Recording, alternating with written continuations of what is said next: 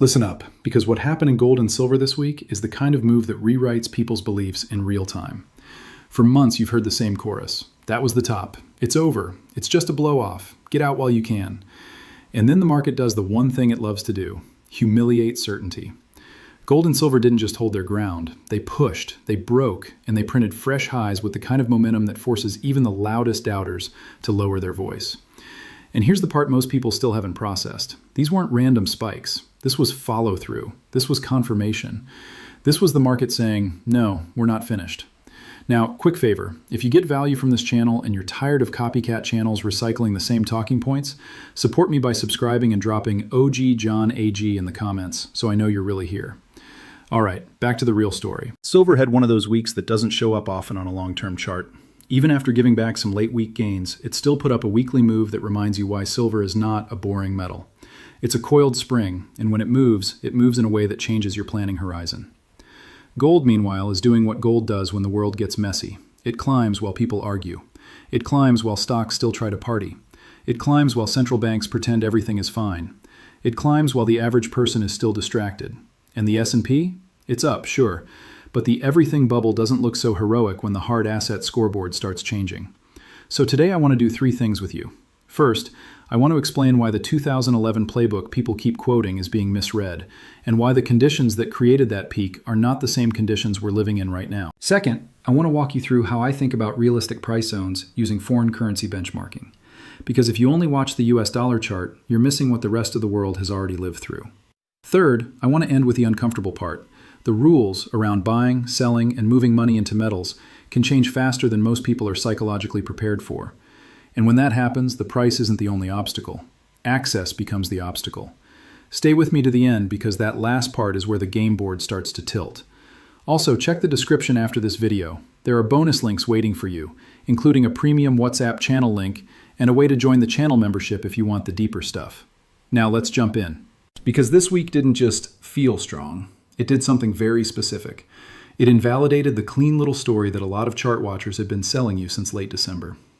You remember that late December high? People called it a double top. They clipped the chart, drew the line, and then they spoke with that confidence that only exists when someone is looking backwards. The claim was simple. That's it. That's the ceiling. The bull run is done. But a real top doesn't behave like that. A real top is followed by weakness that shows up fast and shows up loudly. The air comes out. Buyers disappear. Volatility turns ugly. And most importantly, the market can't reclaim the high with authority. What we just saw was the opposite. We saw price tag the old high, hesitate just long enough to bait the "see I told you" crowd, and then rip through it anyway. That's not topping behavior. That's breakout behavior. And yes, the weekly close matters. Intraday spikes can lie to you. Weekly closes are where conviction shows up, because that's where the bigger money tends to set its footprints. Silver's weekly candle was one of those market on the calendar moments. When a metal can move that far in 5 sessions, it isn't doing it because a few retail buyers got excited. It's doing it because liquidity is thin and demand is persistent. Gold's candle mattered too, because gold has a habit of testing levels, breaking them, and then using them as support. That's the difference between a market that's exhausted and a market that's building a base for the next push. Now, I know some of you are thinking, okay, John, but what if this is just the final blow-off before it collapses? Fair question. That's why I keep using a simple time after the high test. When metals topped in the past, they didn't spend weeks politely hovering near the peak. They fell hard, and they did it quickly. That's what a peak looks like when the crowd is all in and there are no fresh buyers left. This time, instead of collapsing, we consolidated and then advanced again. That pattern matters. It suggests there are still buyers underneath this move, real buyers. Buyers that don't show up for a one-day trade, but show up because they need exposure, they need inventory, or they need protection. And here's a detail most people miss. Silver and gold don't have to be popular to rise. They only need to be scarce relative to the demand that's trying to access them. Popularity comes later. Scarcity drives the early phase. Now let's talk about why the momentum part should keep you paying attention. Momentum is not just a buzzword. Momentum is the market's way of telling you that the path of least resistance has changed. It's the shift from every rally gets sold to every dip gets bought. And that shift is what turns a grind into a run. If you're watching this and you've been waiting for the perfect pullback, understand something. In strong markets, the perfect pullback often never arrives the way you imagined it. Instead, you get fast dips, higher lows, and then sudden breakouts that leave the sidelines behind. That's how bull markets punish hesitation. Now, another reason this move is so important is the relative story. When stocks are at or near record territory, people assume that's where the action is. But a record S&P doesn't automatically mean it's the best place to be. Sometimes it means it's the most crowded place to be. Meanwhile, metals can be doing something far more significant. They can be telling you that the currency unit you measure everything in is losing integrity. And if you think that sounds dramatic, just remember this. If your measuring stick is shrinking, everything else appears to grow. That's why comparing asset performance without thinking about the currency backdrop can lead you into false confidence. Now, here's the cliffhanger I want you to hold in your head as we move forward.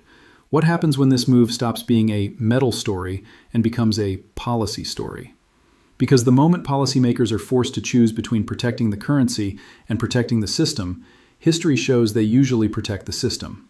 And when they protect the system, the currency pays the bill.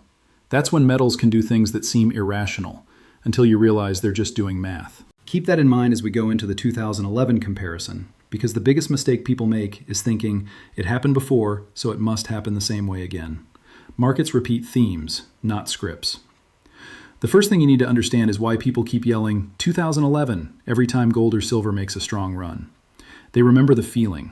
They remember the headlines. They remember the suddenness. They remember how confidence turned into panic in a matter of weeks. But memory is not analysis. 2011 wasn't just metals went up and then they went down.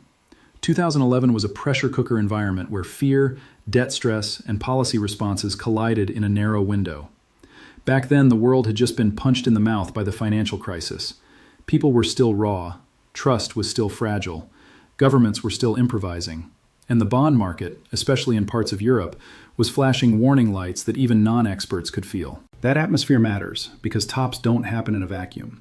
Tops happen when positioning gets extreme and when the crowd reaches the emotional peak, usually right when the policy environment is about to shift. So here's the question. Are we in that same panic peak moment right now? Not yet. And that's not me saying the world is safe. That's me saying the kind of synchronized fear that forces a blow-off top is still ahead of us, not behind us. In fact, the ingredients today are arguably worse, but the timing is different. Back then, there was still a perception that global cooperation could hold things together.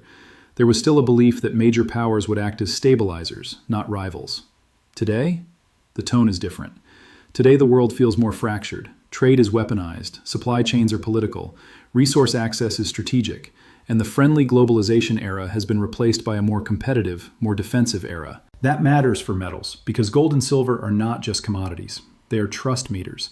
They are system confidence indicators. They are the scoreboard for policy credibility. And when credibility weakens, metals don't need permission to rise. Now, let's talk about the second big difference between 2011 and now, interest rates. This is the part that gets ignored because it's not as exciting as a headline, but it matters more than most people realize. Major cycle tops in precious metals typically do not happen until the interest rate cycle has bottomed and begun to turn. The easy money phase creates the lift. The rates stop falling and start rising phase often marks the moment where the party changes.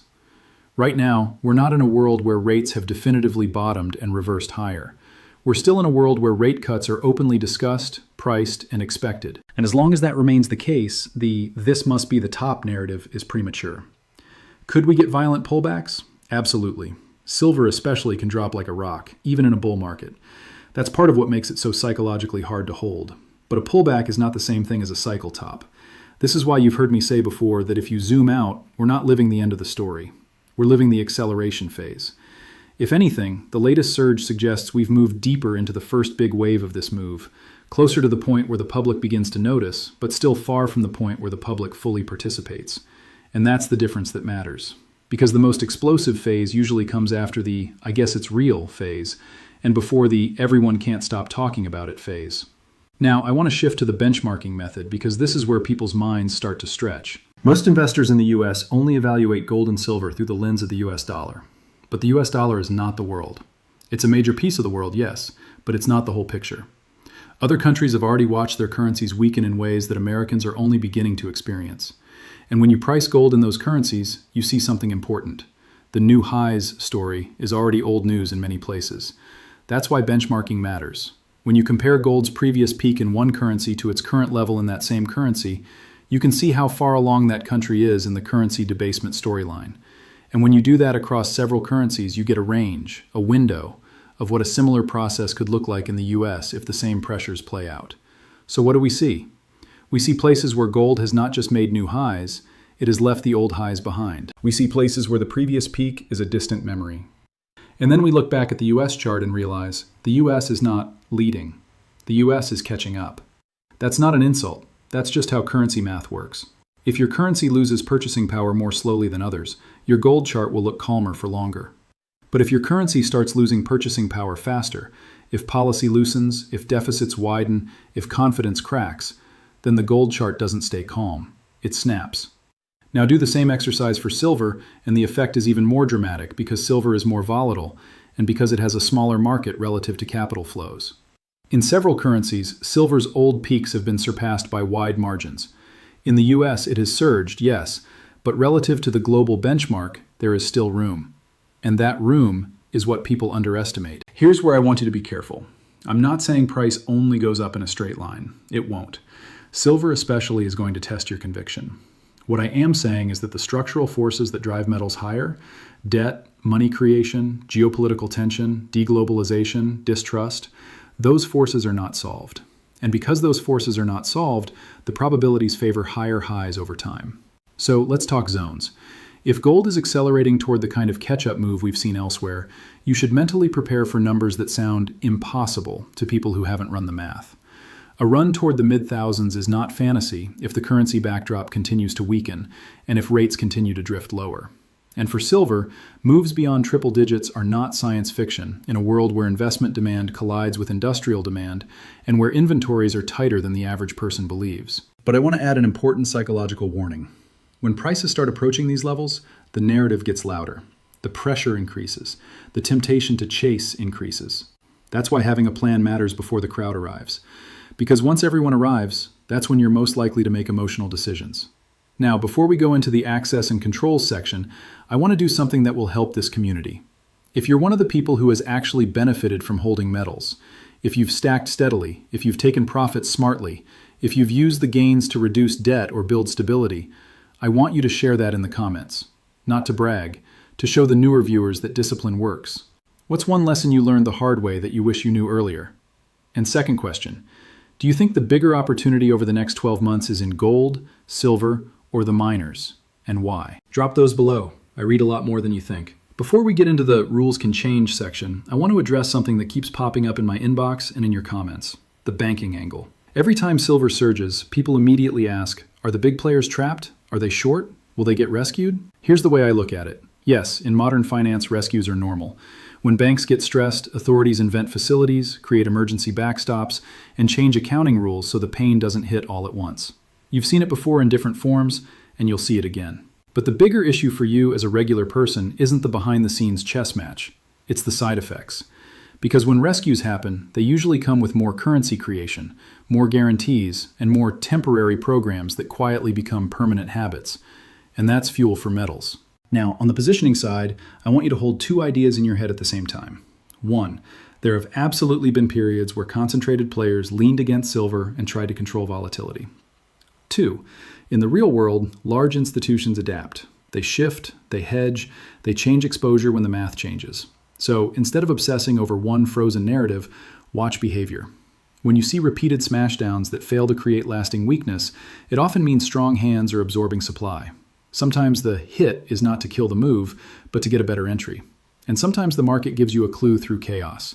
Think about those moments when a major trading venue suddenly has an issue, a glitch, a delay, a technical problem. And right in that window, price does something extreme. Whether you call that coincidence or not, the practical lesson is the same. These markets can move violently when liquidity thins.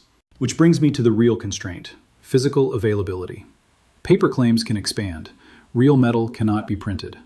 Industrial users don't care about your chart lines. They care about deliveries, lead times, and keeping factories running. When demand is steady and supply is tight, price becomes the rationing mechanism. And that's why silver, especially, can go from ignored to impossible faster than people expect. Now let me give you another cliffhanger. If the next phase is driven not just by investors but by procurement panic, by companies trying to secure supply, then the headlines will change. The premiums will change, and the conversation will change overnight. That's when you'll hear about delayed shipments, rationing, and suddenly higher minimum orders. And that's when people who waited for the perfect moment realize the perfect moment was earlier. So if you want to stay ahead of that, build your position while the process is still simple. And yes, if you want the deeper data and the more granular updates, that's exactly why we're building out the members-only research track with a separate team. So the people who want to go beyond the surface can do it without the noise. Okay, now that you understand why the banking drama is less important than the policy and supply consequences, we can talk about the part that hits you directly: access. One more thing before we move on, because this is where retention is won or lost. There are two kinds of people watching a metals rally: spectators and builders. Spectators refresh the price, feel emotions, and do nothing. Builders use a boring plan, ignore the noise, and slowly become hard to shake. If you're a builder, you already know this truth. The best buys rarely happen when you feel brave. They happen when you feel slightly uncomfortable. So here's my challenge to you. If you've been stacking consistently, tell the newer viewers what schedule worked for you. Weekly, monthly, dips only? What kept you disciplined? That one comment might keep someone from quitting at the worst possible time. If you're new, start with 1 ounce today and build from there calmly. Now, let's talk about the part people don't want to talk about. What happens when price stops being the only barrier and permission becomes the barrier? Because in the early stage of a bull market, your challenge is conviction. You're buying when people mock it. In the late stage, your challenge can become access. You're trying to buy when everyone wants it, when supply is tight, and when the system starts protecting itself. And yes, systems protect themselves. We learned that in banking crises. We learned that in market halts. We learned that in bailouts. We learned that in emergency programs with friendly names that hide harsh realities. When institutions are under stress, the rules get flexible for them and rigid for you. Now, people love to focus on the dramatic storyline. Banks are short, banks get crushed, government bails them out. That makes for an exciting movie plot. But the more practical risk isn't just a bailout. The practical risk is that institutions use policy, compliance, and risk management as reasons to slow the exit doors. And you don't have to imagine this. Versions of it already exist. Here's how it can look in real life. You try to move funds to buy metals, and suddenly your bank wants extra verification. They want delays. They want phone calls. They want forms. They claim they're protecting you from scams. Now, to be fair, scams do exist. There are bad actors everywhere.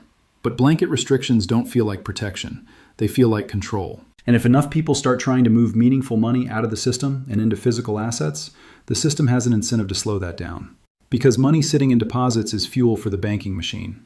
Money leaving is oxygen leaving the room. So do I think we'll see more friction? Yes. Not because anyone is evil in a comic book sense, but because institutions have incentives. Now, pause here because I need you to catch the subtlety. Most of the time, the system doesn't outright ban something. It doesn't need to. It just makes it inconvenient, expensive, bureaucratic, and psychologically annoying. That alone is enough to reduce participation. And once that stops working, there's another lever: taxation. Tax policy can be a soft ban. It keeps the market technically open, but it raises the cost of entry so high that the average person can't participate in size. You've already seen this concept in different forms around the world, where certain metals purchases come with added taxes or fees that push the real cost far above the spot price people quote online. And once a tax structure like that exists, it creates a weird effect. The secondary market can start pricing in scarcity and tax avoidance, meaning physical can trade at a premium that isn't just dealer markup. It's a structural premium. That's important because it means the person who got in earlier, before the friction, before the tax, before the controls, has an advantage that late buyers can't replicate. And this is where the conversation becomes uncomfortable, because it forces you to ask a simple question. If you believe you want exposure to metals, why wait until the system starts discouraging you? Now, I'm not telling anyone to go all in. I've never said that. Diversification exists for a reason. But I am saying that a small, steady, disciplined plan beats a panicked, last-minute decision. And the longer people wait, the more they risk one of two outcomes. They get priced out, or they get discouraged by friction and give up. And neither outcome helps you. Now let's add another layer: affordability. When silver was cheap in nominal terms, people could stack meaningful ounces without thinking too hard about it. They could build weight. But as silver rises, the number of ounces the average household can reasonably accumulate drops. That's just math. So the late stage of a bull market often becomes a game of smaller and smaller quantities for the average buyer. This is why early accumulation matters. Not because you're trying to beat anyone, but because you're trying to beat the future version of yourself that will wish you acted when it was easier. Now, I want to insert something creative here because some of you have asked for inspiration. If you want silver-related success stories, real examples of how people built wealth, paid off debt, or used smart timing, there's a link in the description to a separate channel focused on those stories. So go subscribe over there too and see what's possible. All right, back to the main line. So where does this leave us? It leaves us in a market where price momentum is strong, where the macro backdrop is supportive, and where the psychological battle is shifting from, do I believe this, to how do I stay consistent without getting emotional? That's the real challenge, because the market is going to try to manipulate your mood. If it pumps, you'll feel fear of missing out. If it dumps, you'll feel fear of being wrong. And if it chops sideways, you'll feel boredom and you'll want to quit. So you need a process. A process could be as simple as a weekly or monthly schedule, with adjustments based on your income and your risk tolerance. The point is to avoid the two deadly mistakes, chasing and panic selling. Now, here's the cliffhanger part, the thing most people don't see coming. The biggest moves in this cycle may not come from more people buying coins. They may come from capital rotation. Think about the bond market. Think about the trillions sitting in instruments that yield something on paper but lose purchasing power in reality. When real returns are negative, money looks for an escape route. And historically, when that escape route opens, gold tends to catch the first wave. Then silver tends to catch fire. Then miners and related equities can move in ways that make your head spin. And the public usually arrives late. So if you're watching this right now, you're earlier than you think. Now, I'm going to say something that will sound harsh, but it's true. A lot of people who support metals don't actually hold metals. They like the idea, they like the meme, they like the argument.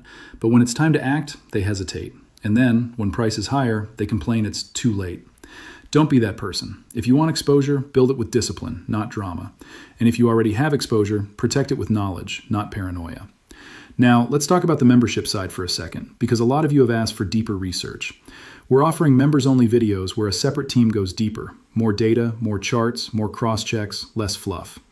If you want that premium research track, the join button and membership link are in the description. And remember those bonus links I mentioned earlier? They're there too, including the premium WhatsApp channel where we share updates in a more direct way. Now, one more community thing, because I want this channel to be more than just my voice. If you're successful, whether in metals, business, investing, or just getting your finances under control, share a quick version of your story in the comments. It helps other people stay focused. It helps people realize progress is possible. Even one sentence can shift someone's mindset. Now, let's address the big fear that always shows up when metals run. What if the authorities step in? People jump straight to confiscation stories or extreme scenarios. And yes, history has examples of ugly policy. But most of the time, the modern approach is less dramatic and more effective. Friction, reporting, taxes, limits, rules that sound reasonable individually but restrictive in combination. That's what you should watch. And you don't need to obsess over it every day. You just need to be aware that the environment can change and that being late can turn a simple purchase into a complicated process. Now, zoom out with me. Why are gold and silver doing this? It's not magic. It's not a conspiracy in the way people imagine. It's a set of incentives and consequences. When governments run persistent deficits, debt grows. When debt grows, the pressure to keep rates lower grows. When rates are kept lower than inflation, purchasing power erodes. When purchasing power erodes, people look for stores of value. Gold and silver sit at the center of that cycle. Add geopolitical risk, add resource competition, add supply constraints, add industrial demand, and you get a cocktail that keeps the metals bid. And that's what you're seeing now. Now, I want to be very clear. There will be pullbacks. There will be weeks where it feels like the move is over. There will be headlines screaming, crash. There will be experts on TV smiling while they tell you it's a bubble. That's part of the game. But the long-term trend follows the math. And the math right now does not favor fiat stability. So what should you do? First, if you're new, don't let the recent surge scare you. A bull market climbs a wall of worry. It doesn't wait for you to feel comfortable. Second, if you've been here, don't get reckless. Don't confuse a supportive trend with guaranteed straight-line gains. Third, keep your eyes on the policy environment, especially the direction of rates and the tone of central banking. When policy loosens, metals tend to breathe. When policy tightens aggressively, metals can pause or pull back. And right now, the direction is still toward easing. Now, I'm going to give you a retention-focused warning, because this is where people lose money even while being right. If silver runs hard, you will be tempted to make decisions too fast. You will be tempted to sell everything at once. Or you will be tempted to buy aggressively at the peak because you don't want to be left behind. Instead, decide your framework now. Are you stacking for protection? Are you trading for profit? Are you doing a mix? If you're stacking for protection, the goal isn't to time every wiggle. The goal is to build a position that makes you sleep better. If you're trading, the goal is to manage risk and not marry your thesis. And if you're mixing, then split your stack mentally. A core you don't touch and a portion you manage. That simple mental separation prevents a lot of regret. Now, cliffhanger number 2. As prices rise, the conversation shifts from should I buy to what can I even afford? And that's why I keep emphasizing ounces. In the early days, you can add weight. In the later days, you add fractions. So don't underestimate the value of starting sooner. Now, let me land this with a practical, grounded message. If gold and silver continue higher, it will not be because everyone suddenly became a metals nerd.